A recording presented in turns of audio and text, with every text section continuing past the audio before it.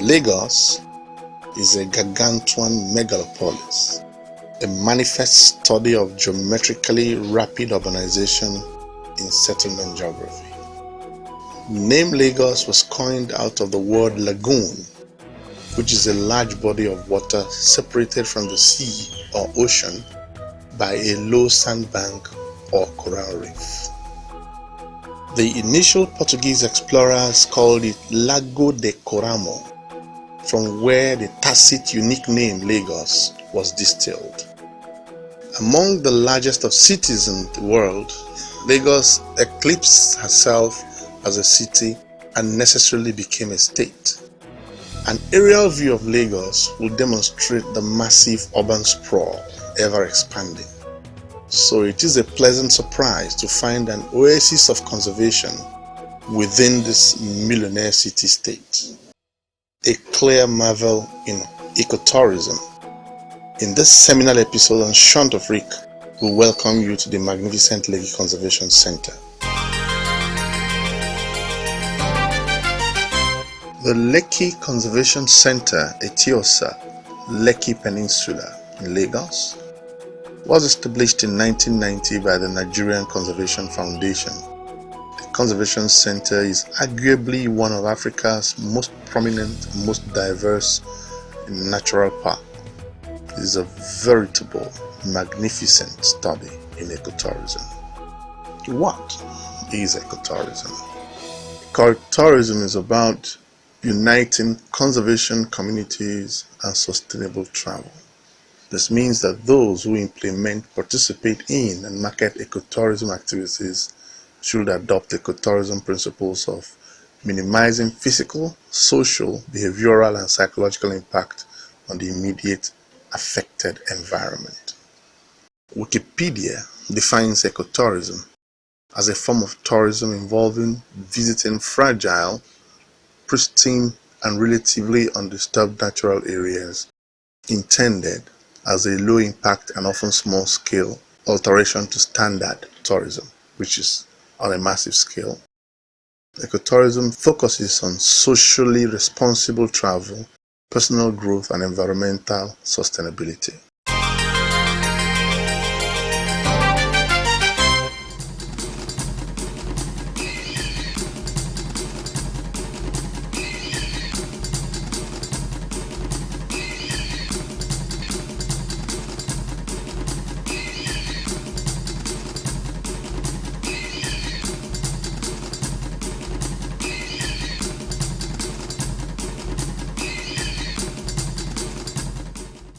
Now, let's talk about green tourism.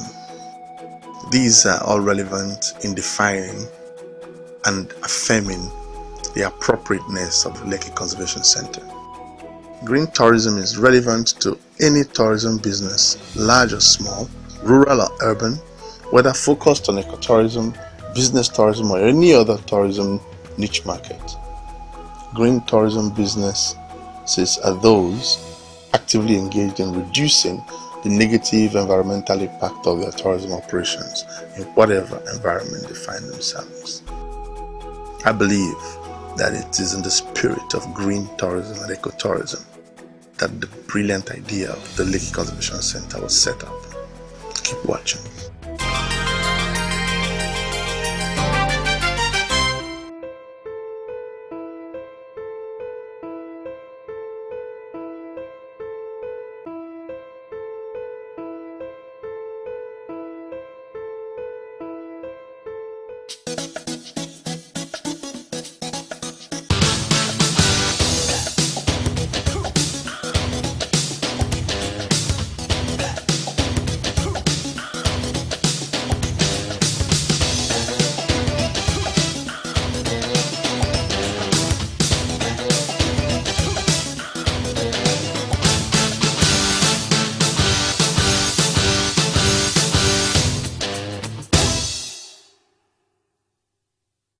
My name is Theodore Obichikelu, and this is Chantefrique, our new discovery ecotourism and aviation development program. We're here at the Lekki Conservation. We're right here at the highest peak, and what comes to mind is just the beneficence of God to Africa. This is Nigeria, and this is nature at its peak. For wonder, for meaning, for appreciating nature in its unvanished state, you can hardly beat Africa. And that's the essence of this program, to ensure that our people understand what we have and appreciate it and take advantage of it. Ecotourism is the mainstay of a lot of countries: South Africa, Malaysia, Hawaii, Barbados, Ethiopia, etc. Even Ghana. Nigeria has far more alone than all these countries. Africa is the pearl of the world. You can never get the kind of landscapes and seascapes and the kind of forests that you have in Africa anywhere else. Let us exploit what we have. Let us take advantage of what we have. You're welcome to Lekki Conservation Center. I hope you have gotten all the necessary information from the information office. That's right. This place is not a zoo, but it's just a reserve park. So we are going to do 4 kilometers walk, 2 kilometers in and 2 kilometers out. We're also going to exploit the longest canopy walkway in Africa, second to the longest in the world. What I'm trying to say in this essence is that our animals are not in captivity, they have their freedom. They go to wherever they choose to go, so sighting them is by chance. We have so many animals here. We have crocodiles, we have monitor lizard, antelopes, snakes, birds of different species, butterflies, squirrels, and so many others. So sighting them depends on how we are going to compose ourselves. If we do like as if we are taking some kind of hunting exercise, we look side by side. I assure you we are going to sight so many. So once again,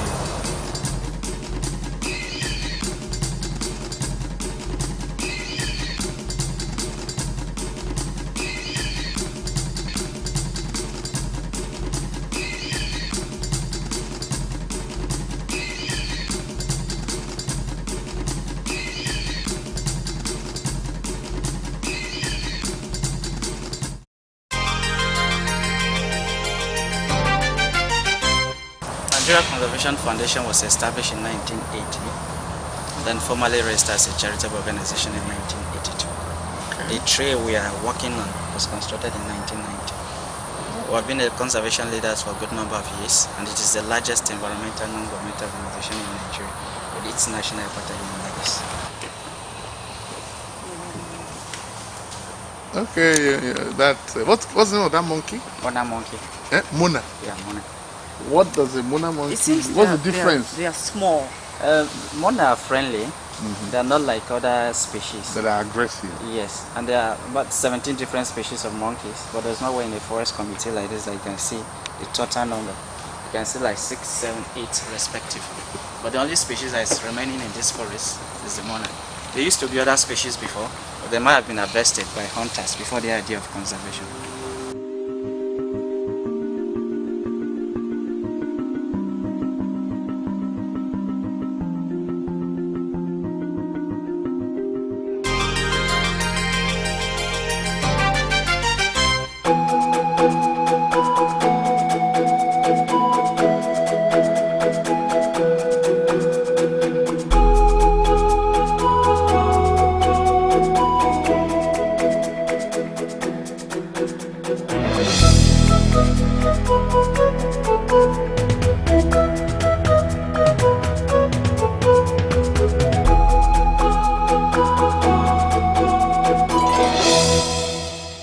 This is the longest canopy walkway in Africa, second to the longest in the world, and the highest point is 22.5 meters.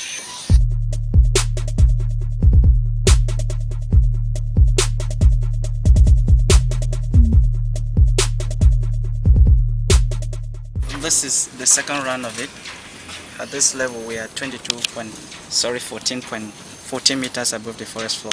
Okay. The facility was actually designed to help people in climbing trees. If you notice, we've been climbing trees gradually without much stress. Exactly, on top of it. Specially designed for researchers, people who research on animals that live on top of trees like the monkey, snakes, butterflies, squirrels, birds of different species. When you use the canopy walkway first thing in the morning, you see them at a close range and you'll be able to rest your wrist about them. So it's actually for exercise too. The one we're doing now is for exercise. And also designed to help people get closer to nature. Get closer to nature. Now we can touch anything. If you look around, you see different species of trees. This one is the one Yoruba call Iru. That's African locust beans. It's African locust beans, so you call it Iru in Yoruba. Yeah. So it's a non-table product that you know how it's being collected. It bears fruit, and when the fruit drops, they pick it, gather it, ferment it, and after that they wash it. That's right. Yeah. So with this canopy walkway, it gets you closer to nature. And we know that the forest has 4 layers: the forest floor, the understory, the canopy, and the emergent. It's only with the help of canopy that you can walk on the forest emergent. So now we are getting above the forest canopy gradually. With time we get to the emergent, where we get to the highest point, which is 22.5 meters above the forest floor. Now the question is, these trees here are basically economic trees, and as they are in situ, as it were, in this conservatory, is there any way your personnel can, exploit resources? I can see palm fruits there, actually, on the tree.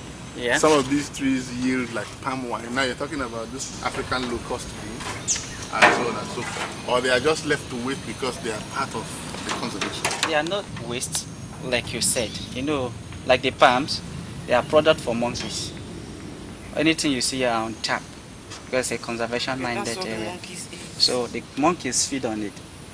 Correct. So economically, they are important to the animals. That's very right. That is the pyramid, Yeah.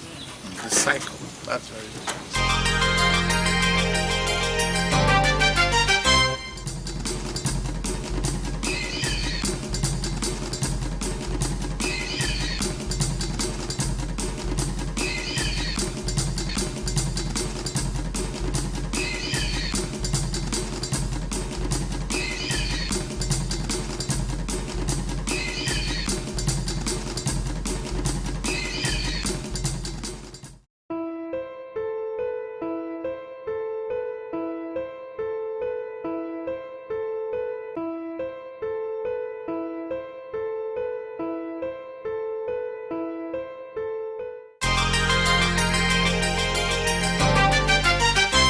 The establishment of the Lekki Conservation Center is a brilliant effort of the Nigerian Conservation Foundation in its laudable initiative to install convincingly a conservation example of the Nigerian Southwest Coastal Mangrove Resources and an information center for environmental education and awareness creation.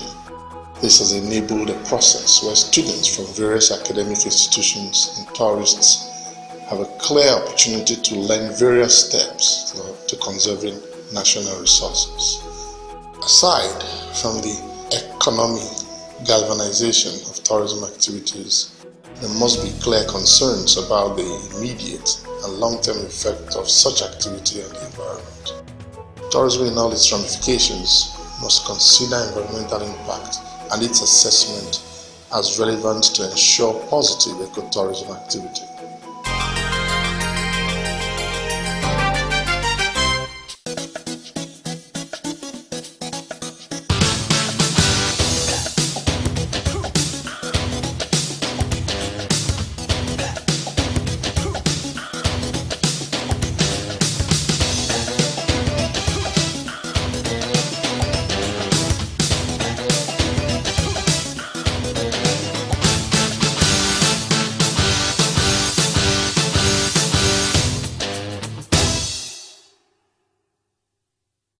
This is the last tower, and we are taking a walk on the longest canopy walkway in Africa, like I said before, second to the longest in the world. Actually, there are 5 canopy walkways in Africa. There's one at Kakum National Park in Ghana, which was created in 1994. There's one at Nyungwe Forest. Nyungwe is in Rwanda. That was 2010. There's another one, 2 in Cross River State. There are 3 in Nigeria, 1 in Lagos and 2 in Cross River State. In Cross River State, there's 1 at Obudu Cattle Ranch and the other at Afim Mountain Forest Reserve. So the canopy walkway is constructed to make people have a feel what it takes when you are walking on the forest floor and when you are operating at the emergency level. At the emergency level like this, we are suffering for indecision and we don't know what might happen next. But it gives us a better view because you see that some trees are bigger, some are shorter, some are taller, some are smaller, some are flowering trees, some are non-flowering trees. So when you get closer to nature like this, you see that the forest is not constant. Just the way we fed the days. there are a lot of dynamic changes in the forest community. Variable. Yeah. So you see the breeze here is different because it's coming straight from the Atlantic Ocean. That's what they call the sea breeze. And it's not encumbranced by interference of vegetation. It's very celebrate. It's very much part of our intention to bring our people, our country, and our continent closer to nature, to what we have, and to learn to appreciate. That's the whole essence of Shantafrika, which incidentally in English means sing Africa. Sing praise of Africa.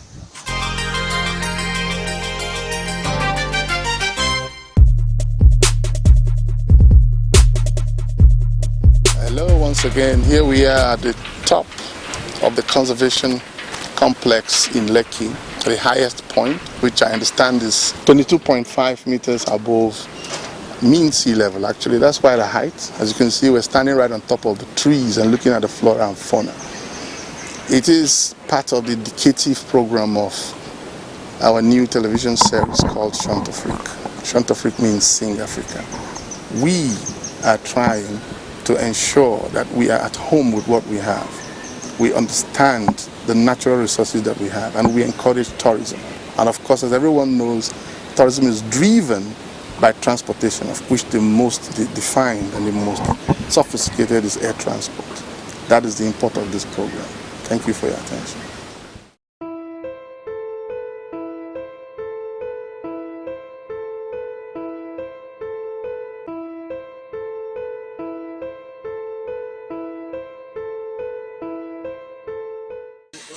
Well, my experience is that it's exhilarating. It's a bit scary because the walkway sways, so you apply a lot of faith, trusting to luck, if you like. But at the end of the day, it's worth the experience. It's extraordinary, and it's challenging. Now I feel good that I did it, and I encourage people to come to this place and have this experience. It's wonderful.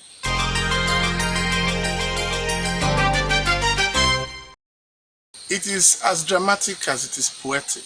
If you are not there, you will not understand it. If you do not feel it, you can't interpret it. Therefore, it recommends that you come, and as they say, you tell the story with your own mouth. You see it with your eyes. It is wonderful that such a thing can be found in a cosmopolitan millionaire city like Lagos.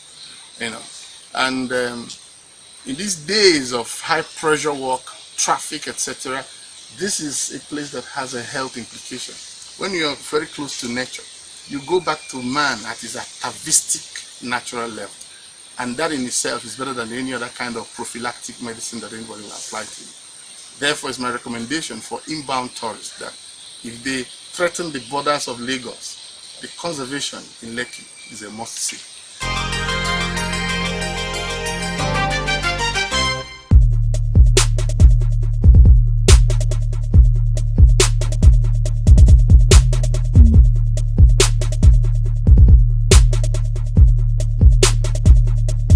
It's really amazing what you have right by your doorstep and you're not even aware. Right here at the conservation of Lekki, I can see a manifest grassland, what we call Guinea savanna in geography. And right in front of me is a pond, that's a tilapia pond. And I was struck at the size of the fishes, and they came popping up out of the water thinking that we were going to feed them. Of course, we're not allowed to feed them. And further down the road, we saw an extraordinary pond again with a very exotic fish. It's called koi from Japan. They are huge. I was thinking they were edible, but I was made to understand that they're basically like goldfish that you put in an aquarium just for sighting. It is wonderful, and I think it is important that we make it clear that it is worth the experience. It's part of the Lagos experience. I presented it on our Discovery series on Shantafrika.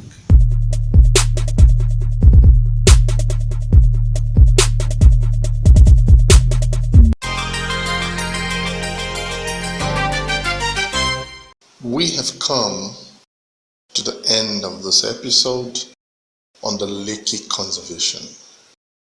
It was Alexander Pope, a philosopher, who said that hope rests eternal in the human breast, for man never is, but always to be blessed. With the effective establishment of the Lekki Conservation Center by the Nigerian Conservation Foundation, a landmark in ecotourism in Nigeria, is very clearly manifest.